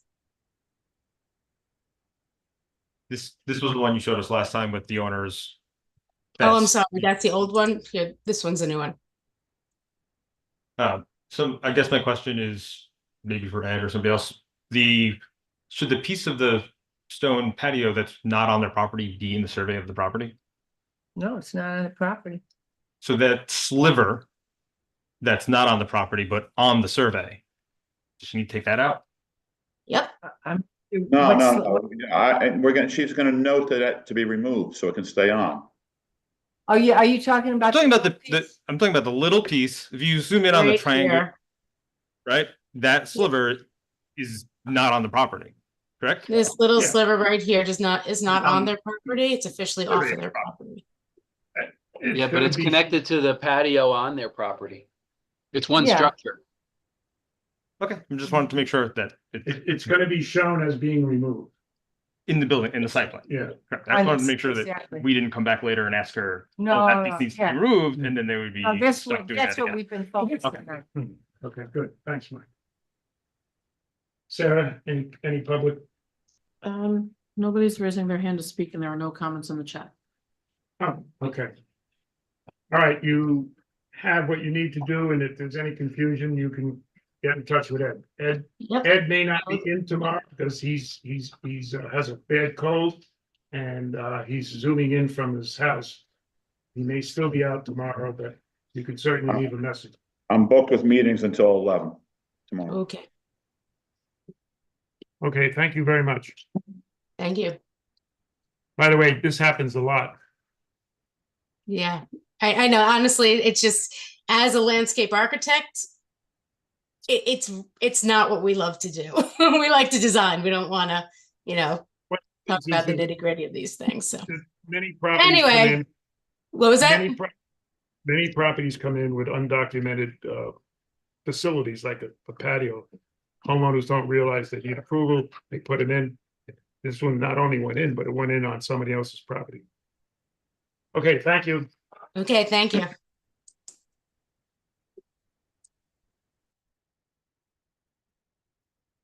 All right, 2018-14, this is for a revision. 99 Brace Ridge Lane.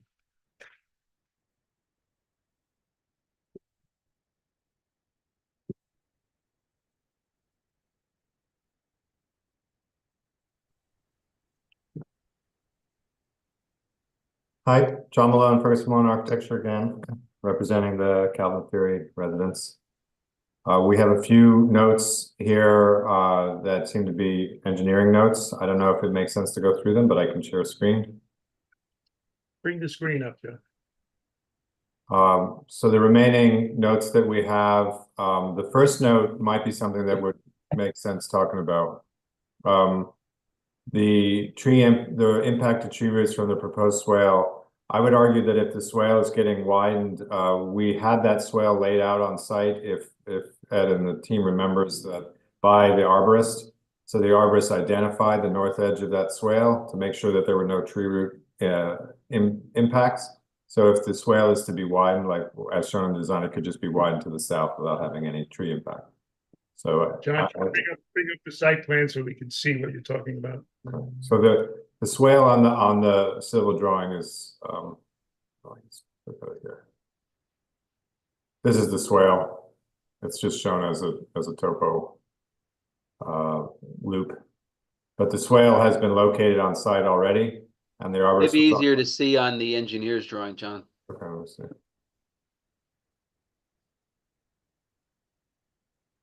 So it's drawn here as a straight line, but it's not actually, the swale that's there now has a bump. You see this relationship to this tree here. It's actually sloping around that, so we can have the civil show that. But that line, basically what would be the north line of the swale here, has been determined by the arborist on site to limit impacts to the existing trees. So we can have them follow that line. And then any widening to it would have to be to the south of that existing line. The purpose here is to mitigate the flooding on the aqueduct by. I'm just referring to Doug's first note in terms of where it identified potential impacts to the trees based on the design.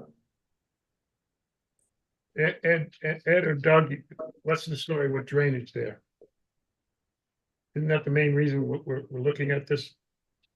Because of the water on the aqueduct? I mean, I don't know, John, if you want to go around it, but they cited the swale on the north side. It's essentially two separate areas. You have the north side that comes down the driveway. They designed a swale to a catch basin and a level spreader, which is a kind of infiltrator. And then on the south side, it heads over to the drainage system. The only real recommendation we had is that they put in some type of check dams. It'll help slow it down and promote some additional infiltration. I have other about maybe 6 other technical comments. It wouldn't change. It most likely wouldn't change the design, but it would clarify some of the things in the drainage reports that I think should be clarified. The check dams you're talking about, is that like terracing? Sort of, yeah. The swale that's being shown now is a grass swale, so the check dams would just try to additionally slow down the velocity, right, Doug, a little bit?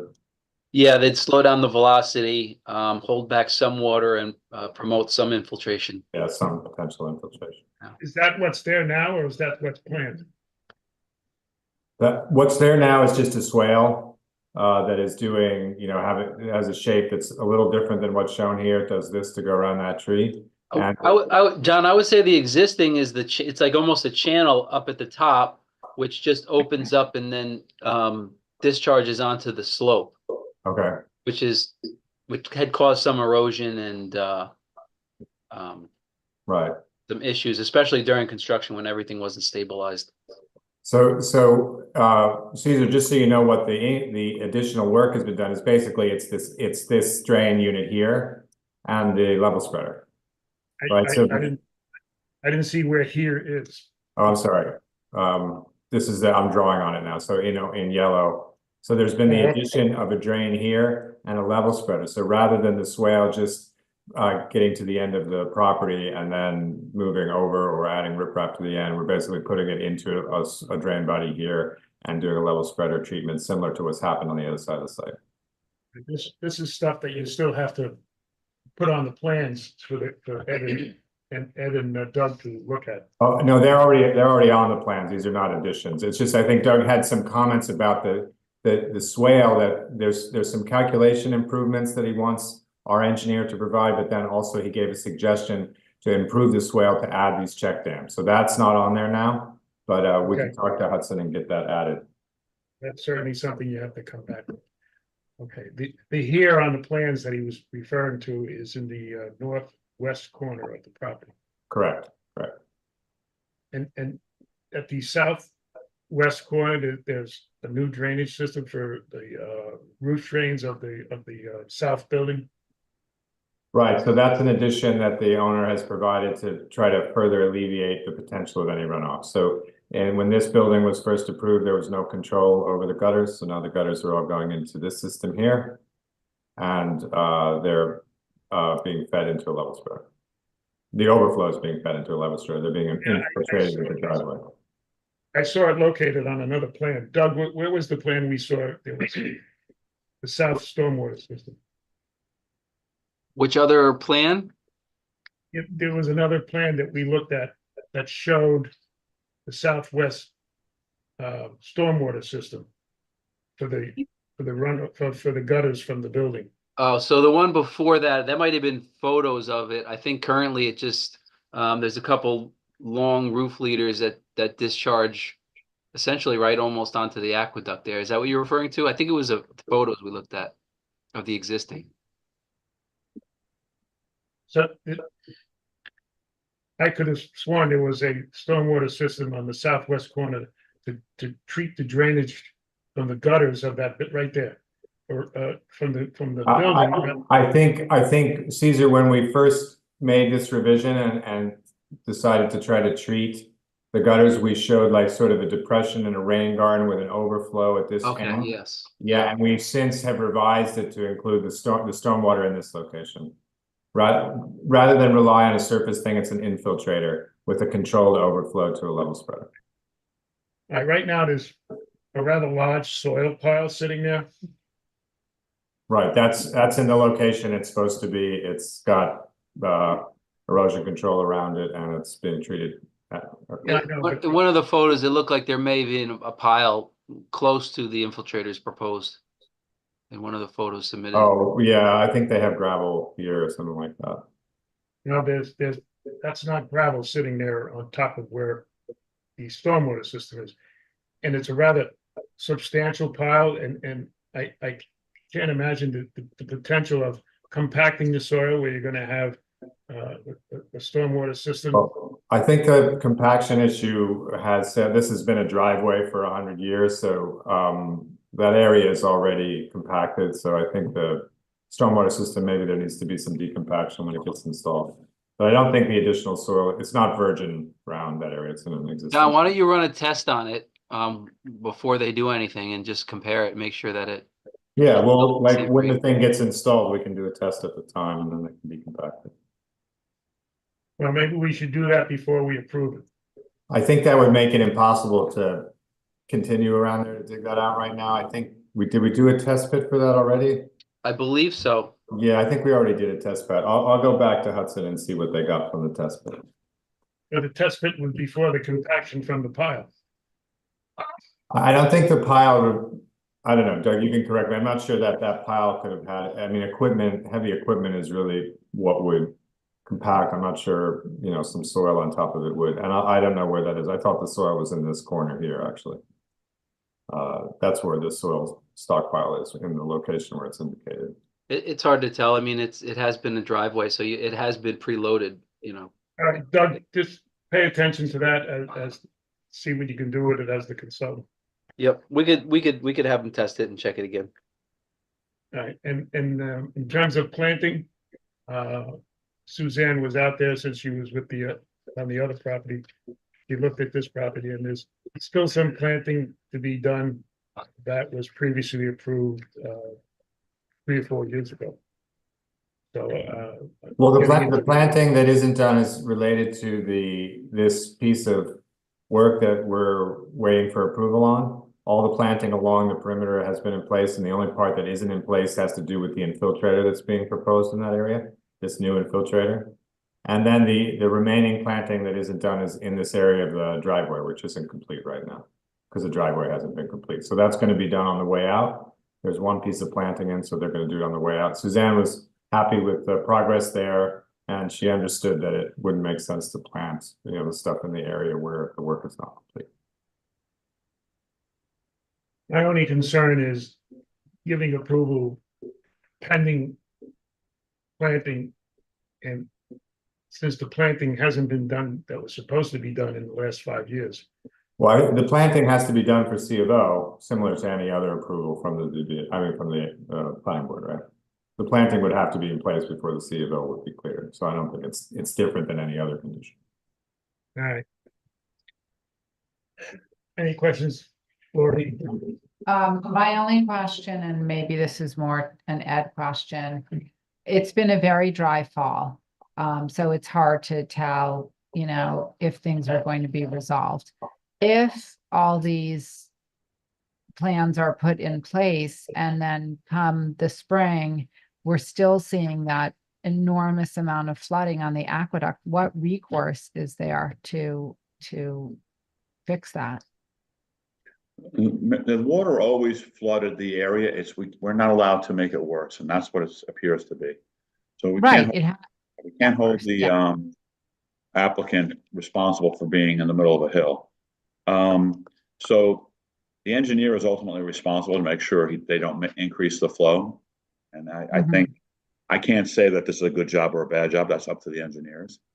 And they have made extra efforts south behind the barn to clean up some issues that probably didn't help the other part of the aqueduct.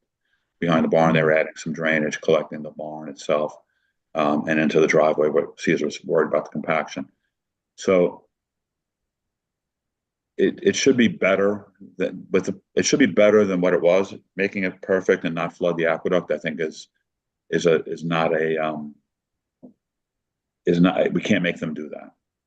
Yeah, I'm not looking for something unrealistic, but I will say there was a huge difference. No, they had a major default during construction. They've not acknowledged that, and they've hired Hudson Engineering to come up with this plan. So the effort has been made. Okay, thank you. Lori, also some of what Doug is asking for in the last round is just to make sure that he has enough information that the calculations are really bulletproof in terms of how they were arranged. So Doug pushing back on our engineer, part of what the process is doing is making sure that it's very clear that what we're doing here is best practices and it's making it better than what it would have been without this in place. Yeah, and all variables are more on the conservative side, I would say. Great, that's helpful. Thank you. And No questions. Mike Smith, Nothing further. Mike B. Nothing for me. Any comment from the public? Yes, the homeowner would like to speak. Hi. I just wanted to note that there was a perk test done in the area where the barn drainage is the barn Cultex is proposed. That was already done by Hudson Engineering, and the old location for that we deemed it where the dirt is being temporarily stored. It's not near or on top of where the new Cultex will go. There is gravel there, which will be partially used in that Cultex when the time comes, and on other parts of the project, but it's not those pieces we've been taking care to do properly. So I just wanted to say that. Okay, thank you. I'm glad you didn't put the soil pile on top of where, though from my view from the aqueduct, it looks like it is. I didn't walk the property. I was just looking at it from the aqueduct. Okay, thank you. Anything? Yeah, again, that's temporary and not in a suitable place for a Cultex based on other factors. Okay. Thank you. John, anything else? No, I think that's it. I mean, the only comments that we have right now are basically between Hudson Engineer and Doug to clarify. And thanks Cameron for pointing out, yeah, and I thought we had a perk there already, so that's good. Thank you. Anything else from the board? Sarah, anybody else up there? Okay, John, thank you. Okay, thanks a lot.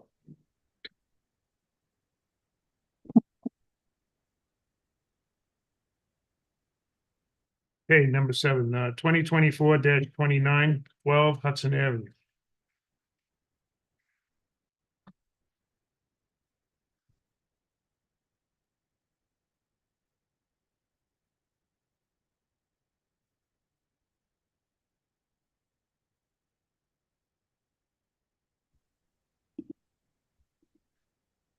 Good evening. Can everybody hear me? Yeah. Yes. Hi, this is Sam Vieira. For the record, I'm the project architect for this application. And if you bear with me, I am in the process of trying to do the Zoom. Okay. Can you see the drawings? No, not yet. Not yet. Sorry, bear with me. Yes. Now? Okay, perfect. Sorry. I have a new laptop and everything's in a different location. Anyway, so again, Sam Vieira, project architect. And this application essentially is composed of 3 projects.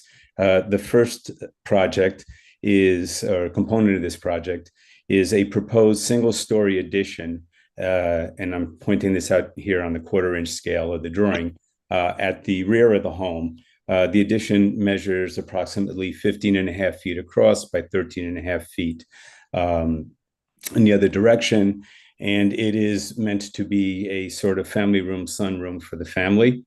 The second component is a small 7-foot by 15-foot dunk pool located immediately behind the proposed addition.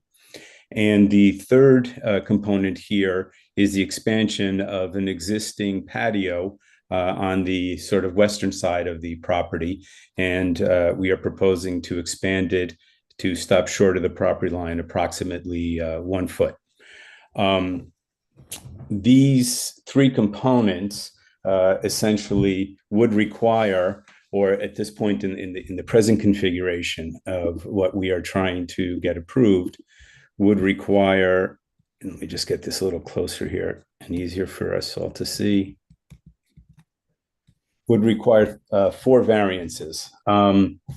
The patio side yard, as I explained, we are looking to expand the patio over to the side here. And the patio in this zone requires a 4-foot setback, and we are proposing 1 foot. The pool side yard for this size property requires a 15-foot side yard, and we are proposing a 7-foot side yard. The building rear yard requires 30 feet, and you can see, this is the setback line of 30 feet. So the house presently sits substantially encroaching on the required rear yard, but the new addition would be proposed at 15.18 feet instead of the required 30 feet. And then the pool also requires a 15-foot setback to the rear property line. And in this configuration, we are proposing for it to be at 8.7 feet. So those are the variances that I had originally listed for this application, and you see that in my overview letter. The other component here is because of the impact on the additional impervious, or pervious surface, I should say, coverage, as it's known in Irvington. Our proposal to mitigate the increase in the impervious surface would be that presently there is an existing garage pad. There used to be a wooden structure here. A garage was pretty dilapidated, and it has since been removed, but the concrete pad remains. So the proposal would be, if you move over to here, to remove it. We've highlighted that in red. And then when you do the calculations, within the property line of this lot, we actually end up with a reduction of 11 square feet of impervious surface. Hun Engineering has provided us with a substantial review with a large number of comments. I will say that as in previous applications that I've submitted to this board, because there is a good number of variances, some of them substantial, we are hesitant or not willing to engage the engineers to provide the actual engineering for stormwater management, in other facets of site work, until and hopefully we receive this board's approval and any required variances. There are another number of comments. They are directly related to things such as screening, fencing, pool safety, all of those things, which again will be addressed, and that's just a matter of housekeeping. The two comments, though, that sort of we were not prepared for with the original application are comments 5 and 6, where the proposed improvements would eliminate the required parking, and this should be addressed. The reason why that sort of needs a little bit further review is that if that is the case, then of course we would have to add another variance. Although I will say that I live actually across the street at 25 Hudson Avenue, and I purchased my house back in 2007. And since 2007, that particular garage structure, shed, whatever you want to call it, always had a fence coming across the front of it. So for at least back in up until 2007, that structure was not used as off-street parking. So that's just sort of a matter of reference that I wanted to point that out. Subsequently, there is on comment number 6, and I'll read it: the applicant should provide any permits or dates for the removal of the garage and work on the village right away. So I would have to sort of confer with the owner and see, try to find out when that garage structure was actually taken down. And then as far as the work on the village right away, my understanding from having spoken to the owner is that area, paved area, whatever you want to call it, pre-existed their ownership. So until those two items get resolved, it is my belief that we can't properly give you all of the variances necessary, because the keeping of the pad there or removing of it obviously will change the calculations for coverage. And there might be a variance requested, or required, I should say, for no off-street parking. And that's kind of it in a nutshell. Sam? Yes. The driveways are exempt from coverage. It's a very small piece of driveway. The driveway. I understand where you're coming from. I just want to bring to your attention. No, I realize that, Ed, and I apologize. But at the end of the day, it becomes a net zero, right? Like I included it here and I deducted it here, right? So I'll fix those numbers. It's a minor, but it's a net zero. That has no impact. Okay, I just want to make sure you're aware of that. Right. No, I am. Thank you. And Doug pointed that out in his review. What now needs to be resolved is the legal, I guess, understanding and status of this pad and the area out here in front where the car is presently parked. First of all, it doesn't make any difference that you purchase it and it's there. Still needs to, it's on village property or the village right away. Mary Ann, the requirement for off-street parking, is that a hard code, or can they get a variance that's not needed? No, it's a code requirement, but yes, they can get a variance, and I think he referred to that, getting the variance. I just wanted to confirm that. Yeah. One could. Whether they grant it, I Right, don't know, yeah. but yeah. But it's not one of those codes that, no, that's it, it's ironclad, you gotta do it. It's, No, you get, the truth is, you can get a variance from anything in the zoning code. okay. And you would have to show before this goes to ZBA that you got a permit for the paved, it's not paved, it's paving stones in front of the fence in the village right away. Where one parks their car there. When I went by, there was a parked car sitting on it. And That's correct, Mr. Chairman. And, I'm just sort of, and again, this is, we just got the letter yesterday. The owners and I did not have a lot of time to confer because of busy schedules.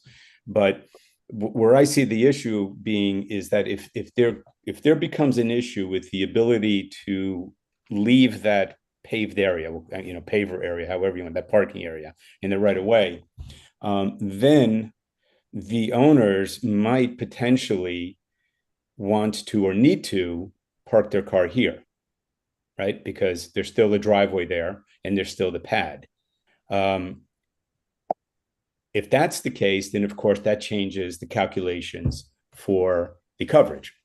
So I think that, and again, Mr. Chairman, this is at your discretion, but I think the best thing to do here is for myself, the owner, and Ed to sit down, sort of get a game plan, have the Rushtons understand what the options are for them moving forward.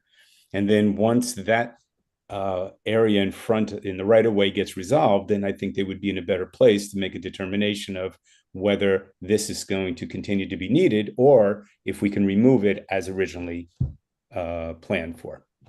in terms of the front yard, I think one needs to get a permit from the village, if it's possible, to put those pavers there.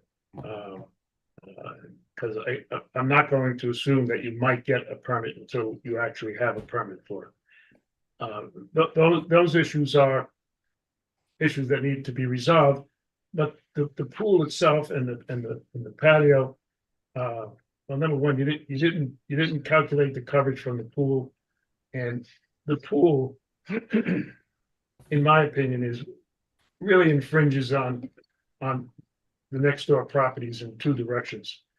I mean, the distance is half the setback required by zoning. It's not, a foot, it's half the distance. Instead of 10, I think it was, instead of 10, it's 5. Supposed to be 15 and it's It's supposed, yeah, it's 15 and it's supposed to be 7. The pool is really encroaching on the neighbors. And I don't know if I can send that. I don't think I can send that to the ZBA and feel okay with it. But I'll ask the rest of the board. Lori? I agree. That was my immediate feeling when I looked at the measurements. It's a lot, and it's such a tight space back there. Yeah. So I mean, honestly, it's just unfortunate that there is no backyard, that it's all front yard. Yeah. Dan? Certainly, it seems very tight, it's a small piece of property. Mike Smith. So I agree with everything that's said, Sam, but I do have a couple of questions. Number one, you said you moved in 2007. When you moved in, was the paved area, had the structure or the garage structure been taken down? No, so in 2013, there was a second floor addition put on above the footprint of the house originally was a one-story house. I was the architect for that. And of course, we came before this board and the required variances were obtained. So the house in 2007, it was a one-story house. In 2013, the second story addition was put on, 13 to 14. We were before the boards in 2013. And at that point, the structure was still up. So the structure has come down at some point between 2013 and present day. But I will say it was in very poor condition, and it was an eyesore. Okay. So what is really driving this plan? Is it the family room addition? Well, yes. I mean, I think the family room addition, and again, I believe the owners are on, so that they can clearly speak for themselves. But when they contacted me, the primary focus of the project was to get a little bit more space. As you can see, it's a very, very tiny house. We were very diligent in trying to get the number of bedrooms. So yes, the primary, I believe the primary objective is the 13.5 by 15.5 foot single story addition. I believe that in an attempt to create sort of a recreation area and have, you know, sort of a fun feature, that's where the pool came in. And then, of course, the need for having a little bit of outdoor space for, you know, say a dining area, that's what triggered the need to expand the, you know, it's presently concrete. We're hoping to do something nicer, stone or pavers to the west side. If you just did a family room addition, would you need any variances? Yes, we would. We would still need a variance for the rear yard, which is required 30 feet. And we'd be at 15.18 feet, about half. You know, if you can see this diagonal line, that's the required setback in our zone here. You know, the house is substantially in. It's an odd piece of property in the sense that it's one of about 2 or 3 homes on very small lots here. We tend to have larger lots across the street where I live, deeper anyway. So yeah, I mean, it's just, you know, one of these, you know, East Irvington kind of areas here where, you know, small lots, homes. I mean, it's awkwardly positioned too, right? I mean, they put it all the way in the back of the property. You know, as you can see, Park Avenue comes across the back here, but there's really no street frontage, right? It just comes to a point. So why they placed the house there, I don't know, but that's where we are. The structure beyond the setback. The existing house is Existing half house. in the setback. Correct. Is half in the setback. Yeah. But the setback is something that was imposed after the house was built? Because I don't know. I believe so because. in other words, I'm trying to understand how the existing house could be so substantially in the setback. Well, my research indicated that the house was built in 1924. Okay, so that's the answer. There you go. Okay, that's the answer. Right. Okay, so This is a pretty eclectic neighborhood, you know. There's some very older homes, sort of, you know, quirky and you know, interesting. And there's some newer homes that, you know, clearly were built in this, like, say, 60s and 70s. You know, my house, I think, was built sometime in the 40s or 50s, but it's, you know, it's been completely redone, so it's not in the same iteration that it was originally. But it's an eclectic neighborhood. We have some very large properties with large homes, and then we have smaller properties like these that sort of get squeezed within the confines of the zoning map. So my final question is there any other house in the neighborhood which has anything approaching what you're proposing here? With a dunk pool and a patio which would require such substantial variances? You're basically obliterating the setbacks. It's We're not a matter of obliterating. There's no doubt, right? I mean, clearly, you know, graphically, when you look at this, you're obliterating. But I think the trade-off is that the house sits way, way back compared to its neighbors. It's got a beautifully landscaped front yard. The Rushtons, I mean, they have green thumbs, you know, the landscaping is beautiful. They have both seasonal perennials. So what I think the trade-off, in my opinion, would be that you're presenting a small home with a very nice manicured front yard. And in the family's effort to try to get some outdoor recreation area, yes, they're trying to, I mean, the operative word here is they're trying to squeeze it in. But again, this is a very small lot. And it's confined. I mean, the building envelope, as you can see, is also, you know, relatively small. Doable, I guess a modern day developer could put up a small modular home within the confines and locate the house more centrally in the property, but that's not what we're dealing with. You know, you can't move the house. I have nothing further. Yeah, I didn't dwell on the patio before, but it's in the lap of the neighbor. I mean, That's fair, Mr. Chairman, but if you look at the, if you look at the existing site plan to the left of it, you can see that the existing concrete patio as it's labeled, you know, the family presently uses it and we're only extending it a handful of feet. I think it's measuring 4.25 feet now, and, you know, we're only extending it about 3 feet. So, you know, present to proposed, minor difference from that respect. The addition and the pool, those are clearly big changes. Well, we normally require screening on a patio to screen it from the neighbor. There is no space at all for any screening. And I don't know, if you eliminated the pool and put a sitting area where the pool is, then they would have a backyard recreation area. That's, right. I know, I realize that you can't depend on neighbor screening, but there is a solid row of hedges on the west side of the property running along there. It actually shows up on the survey. So it's pretty well screened, and it's lovely. It's landscaped very nicely back there also. There is a certain amount of privacy, believe it or not, within that little oasis. But again, the site plan is what it is, and so are the measurements.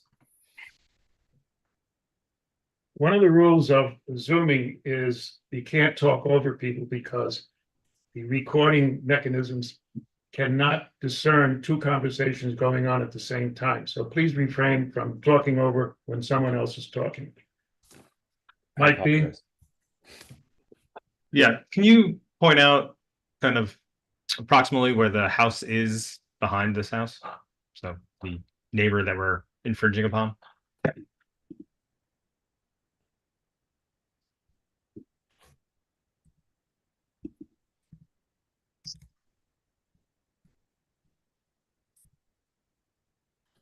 Okay, so this is the subject property, right? Zoom in a little bit, More? You want more of a zoom?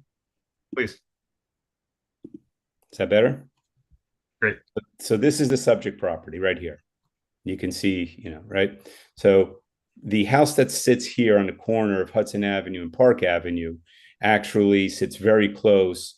You know, it cheats closer to Hudson Avenue.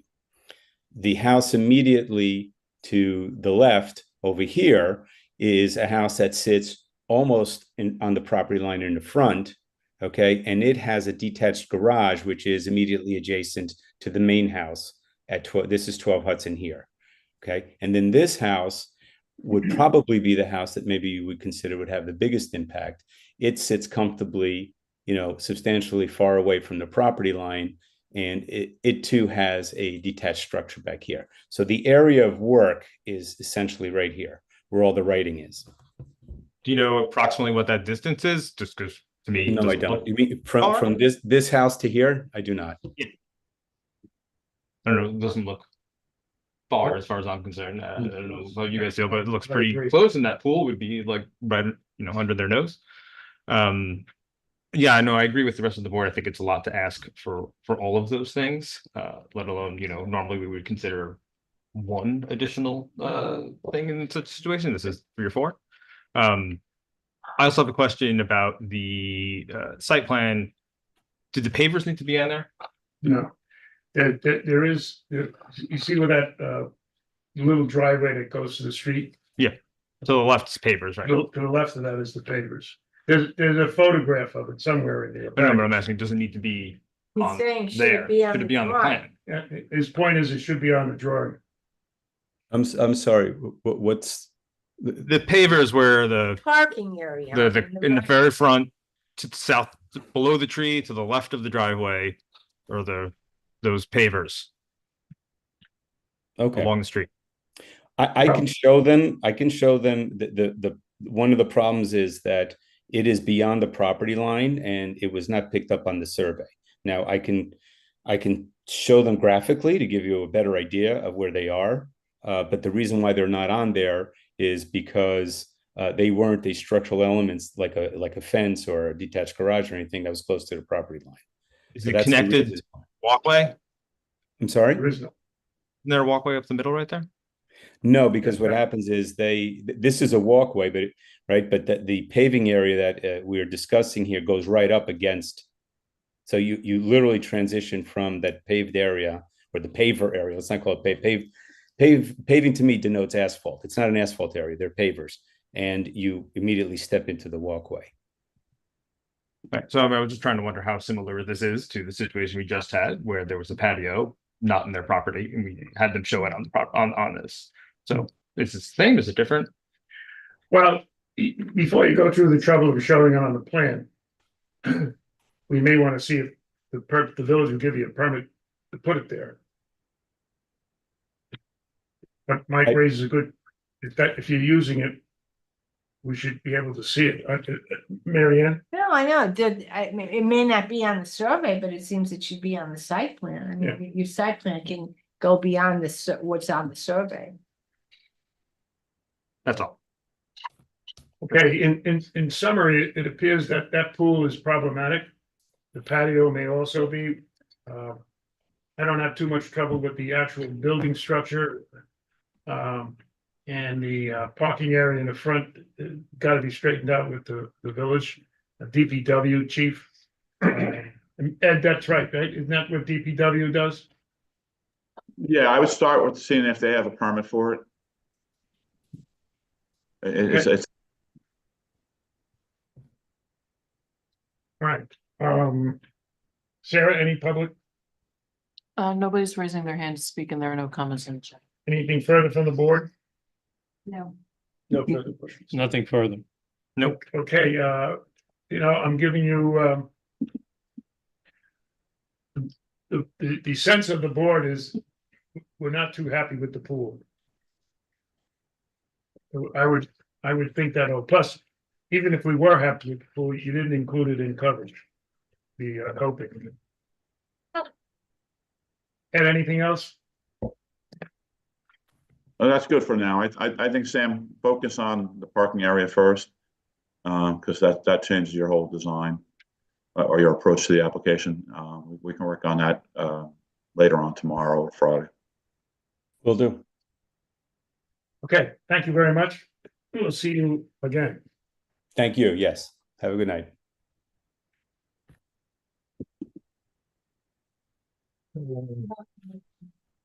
Yes. 2024-28, 34 Station Road.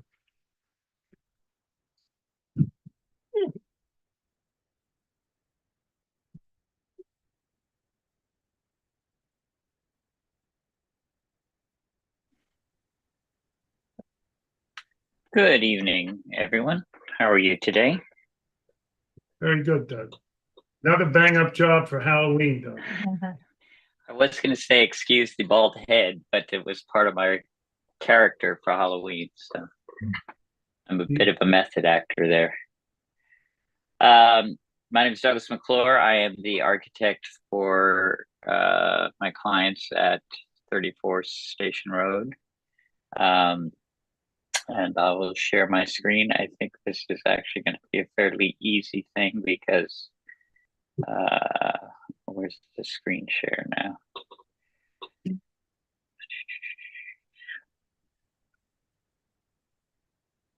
we go.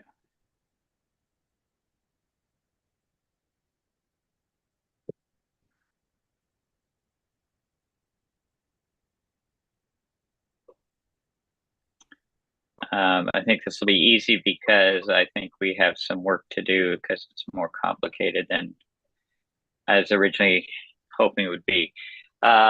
This project is actually just an interior renovation. But because we're making an egress window from the basement, I included some exterior information, and it became apparent that what is existing on the site is undocumented. So what you see here on the right is the existing site plan that was done for the 1998 edition.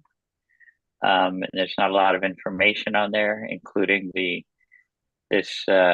retaining walls.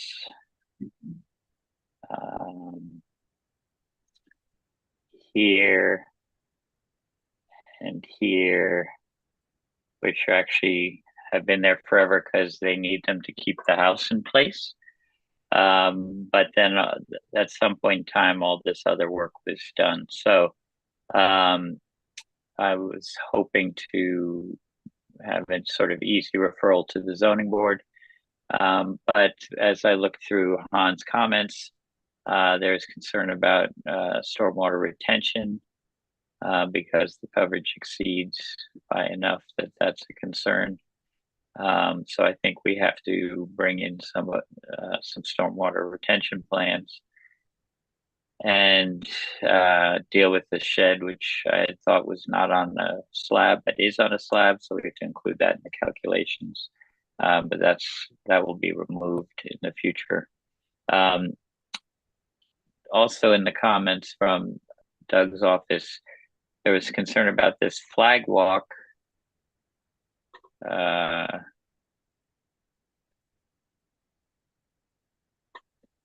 From the door, and that it's in the village, right of way.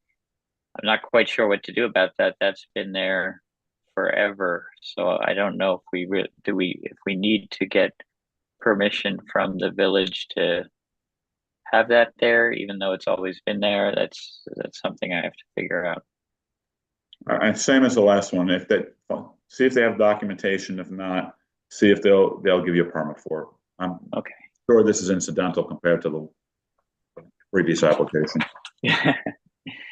Yeah, I mean, it's such a climb up there that in the house before the addition went up, the walk actually came down this way, and that was closed off for the new walk. So at some point there had to be a walk going from the village line up to the house, because you couldn't get to the house otherwise. So I will talk to the DPW.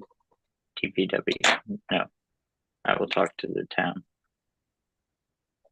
Is that retaining wall in the front also in the right of way? Yeah. Yes. But I mean, I don't know how old that wall is. As I said, that you kind of need those walls there to keep the house from just falling into the street. And the retaining wall, it's on the village right of way. Do you still count it as coverage?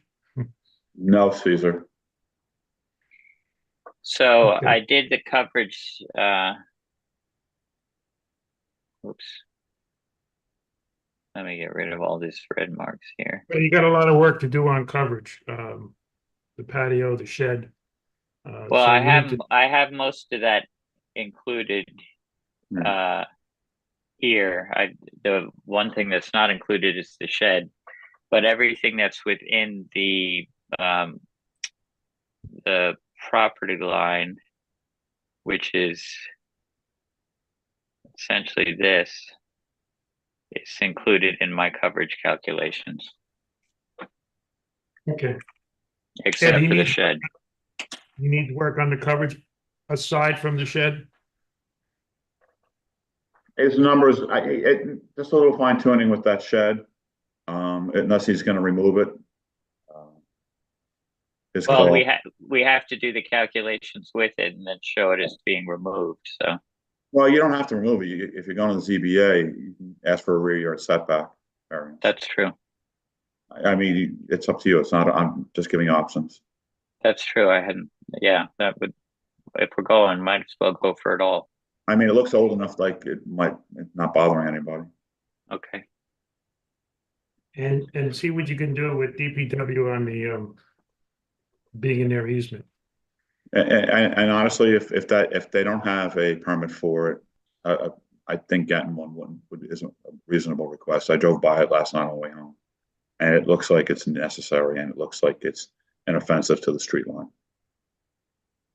Okay. Okay. Any All comment right. from John? Hold on, Doug, rather. Hold on. Of course. No comments. Mike Smith? Nothing further. Mike B? Nothing for me. Anything from the public? No. All right, John, this is a test. You have on the plan the Macadam driveway. You know the origin of Macadam? No idea. of John McAdam in the early 1800s, the Scotchman engineer from Scotland. Gotta know Okay, these things. that's good to know. I will keep that in mind. Okay, thank you. Thank you very much. Okay. Have a great evening. That concludes this evening's festivities. Meeting of November 6th is closed.